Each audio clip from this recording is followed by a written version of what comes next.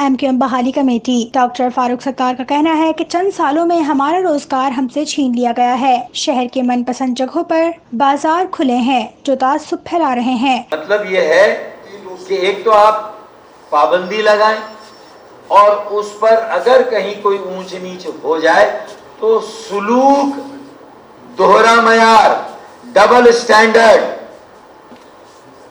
کہ جو خاص بازار اور مخصوص علاقوں میں انہیں تو ہر حال میں بند کرانا ہے، لیکن کچھ علاقوں میں کھلے عام سرے عام یہ بازار کھلے ہوئے، میں ان علاقوں کے نام نہیں لینا چاہتا۔ میں زبان کی بنیاد پر کراچی میں کوئی ایسی بات نہیں کرنا چاہتا جس سے کہ مبالغہ یہ محسوس ہو کہ میں اس تعصب کے جواب میں کوئی بات کر رہا ہوں جس کو تعصب کا نام دیا جائے۔ لیکن ہے، مجھے لوگوں نے میسیجز بھیجے ہیں کہ اورنگی ٹاؤن کے تمام علاقوں میں بازار سختی کے ساتھ وقت پر بند کرا دیے جاتے ہیں، لیکن کئی علاقے اورنگی اور اس کے اطراف کے ایسے ہیں، میں نام لیتا ہوں مومن آباد، میٹروویل، فرنٹیر کالونی، کچھ علاقے ہیں کہ جہاں 24 گھنٹے کاروبار کھلا ہوا ہے۔ نیوز کانفرنس کرتے ہوئے ڈاکٹر فاروق ستار نے کہا ہے کہ کراچی کے ڈومیسائل ہونے کے باوجود نوجوان سرکاری نوکریوں سے محروم ہیں۔ پہلے چھوٹی صنعتیں، پھر سرکاری ملازمتوں کے دروازے بند کر دیے گئے۔ جن کا میٹرک کراچی کا ہے، جن کا ڈومیسائل کراچی کا ہے، جن کا PRC کراچی کا ہے، انہیں کراچی میں سرکاری ملازمت مل جائے سوال ہی نہیں پیدا ہوتا۔ یہ ظلم اور ناانصافی اور متعصبانہ سلوک، یہ گزشتہ چند سالوں میں اس سلوک میں بہت تیزی اور شدت آئی ہے۔ تو روزگار تو پہلے ہی چلا گیا ہمارا، یہ آخری منصوبہ ہے، یہ آخری اسکیم ہے کہ کورونا اور لاک ڈاؤن کی آڑ میں اس تجارت اور کاروبار کو بھی تباہ اور برباد کر دیا جائے۔ سربراہ MQM بحالی کمیٹی نے کہا کہ کاروباری پابندیوں کی حمایت نہیں کروں گا، اس سے تجارتی مراکز اور بازاروں پر رش پڑ رہا ہے۔ جو اوقات کار پر پابندی لگائی گئی ہے اس میں چند گھنٹوں کے لیے کاروبار کھولنے کی اجازت ہے، اور محدود اوقات کار کی وجہ سے جو آخری 2 گھنٹے ہیں اس میں جتنا رش آپ تجارتی مراکز اور بازاروں میں دیکھیں گے، اتنا رش آپ کو کہیں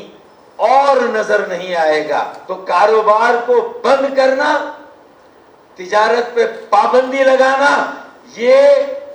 بڑی صنعتیں تھوڑا کام کر رہی ہیں، گھریلو صنعتیں، ڈومیسٹک انڈسٹری، کاٹیج انڈسٹری پہلے ہی تباہ، سرکاری ملازمتوں میں بے روزگاری، اس میں ناانصافی، ظلم اور تعصب، اور اب اگر یہ تجارت اور کاروبار ایک آخری جائز طریقہ تھا لوگوں کے پاس کمانے کا، تو انہیں بھی کہا جا رہا ہے اپنی دکانیں بند کرو، کاروبار تجارت بند کرو، اور اپنے بچوں کو اسٹریٹ کرائم کی تربیت دینا شروع کرو۔ انہوں نے کہا کہ تاجروں نے ٹیکس دینے سے انکار کر دیا تو پھر کیا ہوگا؟ پھر اگر یہ کاروباری اور تاجر برادری بکھر گئی اور یہ علم بغاوت اگر انہوں نے بلند کر لیا اور انہوں نے حکومت کی رٹ کو، عملداری کو ماننے سے انکار کر دیا،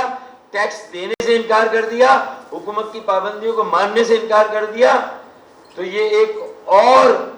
میں سمجھتا ہوں کہ انتظامیہ اور حکومت کے لیے پرابلم ہوگا۔ پھر اس کا ایک الگ اثر ہو رہا ہے کراچی کی معاشرت پر۔ آپ انتظامیہ میں دیکھ لیں کون ہیں، کہاں کے لوگ ہیں، پولیس میں دیکھ لیں کہاں کے لوگ ہیں، کون لوگ ہیں، اسی طرح ہر سرکاری محکمے میں دیکھ لیں، جو صوبائی محکمے ہیں وہاں پر آپ کلر دیکھ لیں، آپ کو ایک کلر کے لوگ نظر آئیں گے۔ میرا سندھی بولنے والے بھائیوں سے کوئی ذاتی میری پرخاش نہیں ہے، لیکن ان کے افسران جب کراچی اور سندھ کے شہروں کے کوٹے پر بھی اگر تعینات ہو جاتے ہیں، نوکریاں لے کر آ جاتے ہیں، اور پھر آنے کے بعد ان کا سلوک ایلینز جیسا ہے، ایلینیٹ کرتے ہیں، احساس محرومی اور بیگانگی کو بڑھاتے ہیں تو یہ ایک اور تباہی کا دروازہ ہم کھول رہے ہیں، ایک اور منافرت کا بیج بو رہے ہیں، اور جب تعصب کا بیج بوئیں گے تو اس کے جواب میں بھی تعصب کا درخت اگے گا۔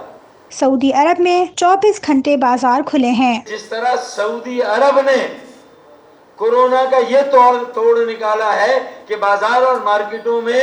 رش کو کم کرنے کے لیے، لوگوں کو سہولت دینے کے لیے کہ وہ اپنی سہولت سے بازاروں میں جائیں، دکانوں میں جائیں اور سودا سلف اور اپنی ضرورت کی چیزیں خریدیں، اپنی سہولت سے جائیں، وہ اس مجبوری میں نہ جائے کہ 1 گھنٹے بعد بازار تجارتی مراکز بند ہونے والے ہیں، لہذا ہم رش لگائیں اور کورونا کو موقع دیں، ساری ایس او پیز کو وائلیٹ کریں، ایس او پیز کو وائلیٹ کر کے لوگوں کو بڑی تعداد میں کورونا سے متاثر ہونے دیں۔ یہ حکومت کی عاقبت نااندیشی، یہ حکومت کی مطلوب العنانی، یہ حکومت کی یک طرفہ سوچ، کوئی کنسلٹیشن نہیں۔